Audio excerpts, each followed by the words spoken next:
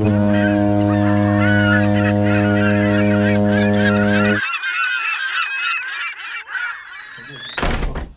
le tragique de la trilogie n'est pas discutable. Bon, même si tout n'est pas bon chez Pagnol. L'écrivain portugais Miguel Torga qui dit « L'universel, c'est le local moins les murs ». Donc là aussi, on écrit à partir d'ici. Un auteur et traducteur roumain, Paul Celan, qui dit « Ce n'est que dans la langue maternelle que l'on peut dire la vérité. Dans une langue étrangère, le poète meurt ». Donc il y a aussi cette idée mondiale, mais avec la langue d'ici, parce qu'elle y est, parce qu'elle est là, elle est disponible, pour atteindre l'universel. Et là, je reprends Raymond Queneau, aussi, donc Raymond Queneau, Zazie dans le métro, exercice de style, qui militait pour un néo-français, pour des réformes de l'orthographe.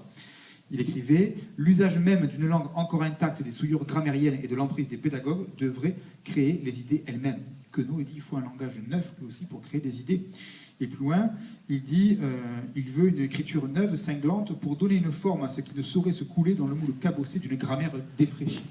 Vous voyez, il y a besoin de passer outre cette grammaire, passer outre ce qui existe.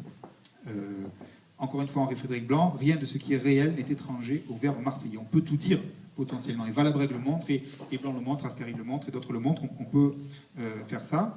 Et là, je vais beaucoup citer, j'ai presque fini, je vais beaucoup citer Henri Frédéric Blanc sur la fin, parce que je vous dis, il a pensé ce rapport au langage de manière explicite. Et du plus loin, le français n'est pas encore une marque déposée. Profitons-en. En se crispant sur elle-même, la langue de Molière a pris du retard sur la réalité. Certains voudraient l'en évincer, l'installer au salon comme une porcelaine chinoise. Allons, camarades professeurs, le français est fait pour le galop, pas pour le manège. Un peu de fantastiquerie ne lui messiez pas, avec un élogisme au passage, voyez. Le marseillais, c'est du français. Et le français est une langue incroyable que l'on peut utiliser, dérégler, transformer. Et donc on va le faire. On va faire de la langue avec le français. On va faire cette langue littéraire.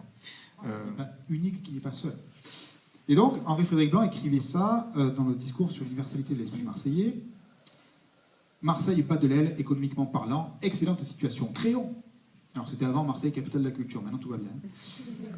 Nous avons de quoi? De vis comica inimitable, une longue tradition satirique, une fantastique puissance de dérision et d'auto-ironie, un irrespect merveilleusement fécond, le don de l'amplification poétique, vulgairement nommée exagération, une haine de tout carcan, une curiosité insatiable et, ne craignons pas de le dire, un certain mauvais goût, qui est bien souvent le sésame de l'inspiration, la clé du coffre à idées. Voilà ce dont la culture française a aujourd'hui besoin. Notre créativité pourrait électriser l'art et la littérature si les hautes autorités culturelles nous encourageaient un peu. Il faut nous pousser à être Marseillais, non pour Marseille, mais pour la culture française. Nous jargonnons à l'envi alors que nous avons un parler qui claque comme un drap lavé de frais dans le Mistral. Un parler plein d'aromates et de couleurs, plus proche du génie de la langue de Rabelais que de l'est l'argot parisien, la nouvelle langue journalistique ou le français light des écrivains agréés. La langue, GG, la langue, tout est là. Notre langue à nous, elle sort de la bouche, pas des grammaires. Elle ne glisse pas sur le réel, elle la grippe, elle sent la terre, elle sent la gaule, elle sent nos racines. Il faut réhabiliter le Marseillais, GG, décrasser notre parler de tout son pittoresque gentillet, lui mettre quelques cordages neufs et vogue le navire. Notre parler, il exagère, mais il ne se prête pas au mensonge. Et il est allergique à l'hypocrisie. Il est fort en alcool, mais il est sans poison. Il sent l'ail, mais pas le fiel. Il est moins propre au rond de jambe qu'au coup de pied au cul, et c'est tant mieux. Le coup de pied au cul est un produit d'avenir bien expédié. Il peut se vendre partout. Marseillais, c'est ce que je dirais dans mon discours. Marseillais, en ces temps jaubastres où il nous reste aux amis de la vérité et de la vertu que les yeux pour pleurer, servons-nous de notre bouche pour rire.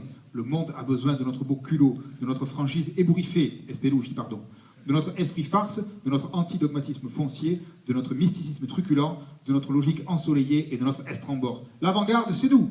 Le 21e siècle s'en tire à la rascasse ou ne sera pas.